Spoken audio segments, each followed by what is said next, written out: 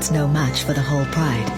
She can't outrun them, but she's a much better climber. She's half their size and twice as agile. Lions rarely climb trees, so her best bet is to wait it out. Stalemate. Below, the lone cub's injured mother is managing to keep up with the pride, but she's still in pain. She won't let him nurse.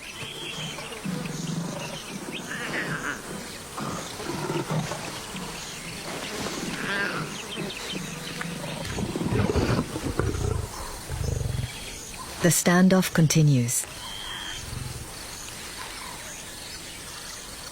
The family keeps a close eye on their prisoner.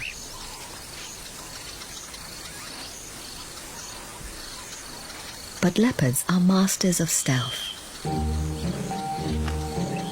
The lions lose concentration for a minute, and the leopard seizes her chance.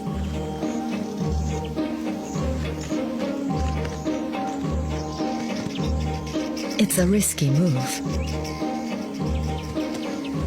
but the lions are too hot to care.